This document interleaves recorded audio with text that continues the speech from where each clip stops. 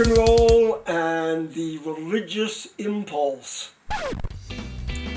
A wop bop a loo bop a lop bam boom works as well as Om Mani Padme Hum when it comes to making sense of nonsense, otherwise known as the way of the world.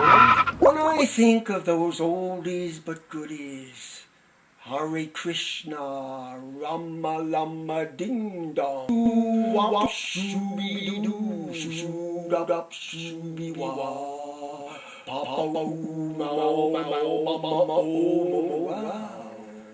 I remember that remarkable day. A day like all days, filled with those events that alter and illuminate our times. The day little Richard came to our school.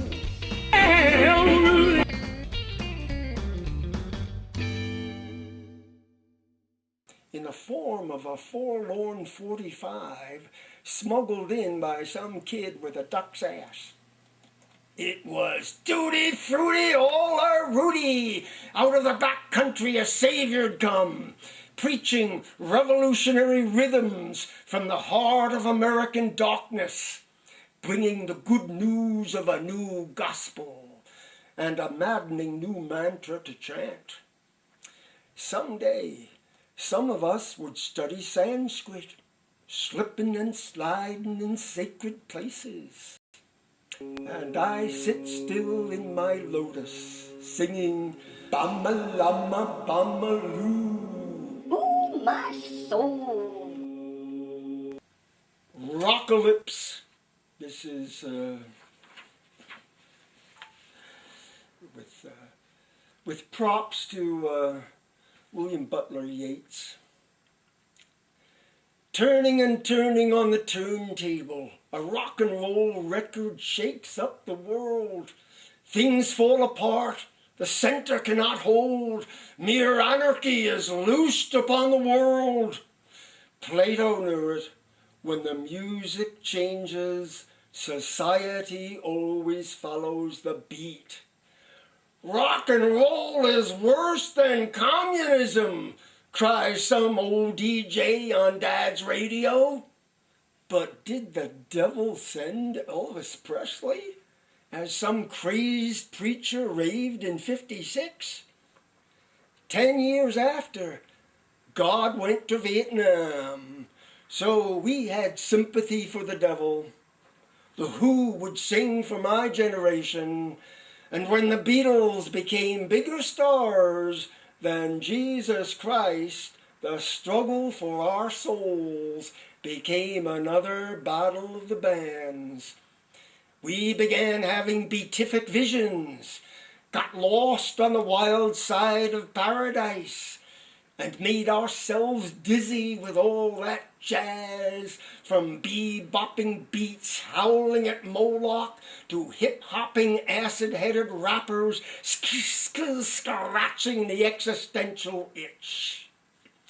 And what big beat, its time come round at last, bounces towards Bethlehem to be born. Sadness at the supermarket. Things are in the saddle and ride mankind. Emerson wrote a few miles from Walden, where Thoreau turned his life into a poem and rambled around in his own produce. As I walk down the supermarket aisles with memories of beloved poets who passed this way, I see Allen Ginsberg laughing with Whitman down by the melons, Garcia Lorca fondling grocery boys, Randall Jarrell shopping with a sad heart, and a cart full of confusion, watching families becoming the stuff they consume. The act of buying something has become the mark of everything American. Appendages to our own possessions, we are a periodical people, buying on time, what will perish in time. But I keep punching a different clock. Unpatriotic in my poverty, adding to the gross national product nothing but a small pile of poetry out on the obsolescent edge of things. Hippie hiking, being Basho, sitting by the pond, a frog jumps in. Far out, man! The sound of the splash, high with Moritaki, of flowers flying back to the bush. Oh, wow, man, it's a butterfly. Lowrider hiking.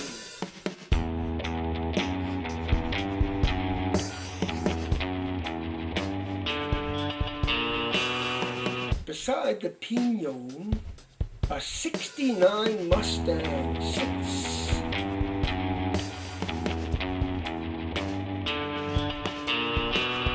High on cinder blocks. Tao of the cat. The litter box full. The cat shat on my copy of The Way of Zen. Shitty Satori. A page of my poems blows down the road, landing in a pile of dog poop. Pornographic Zen. This is the censored version. Lips around a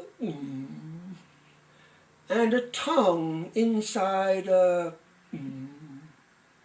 do not speak of things.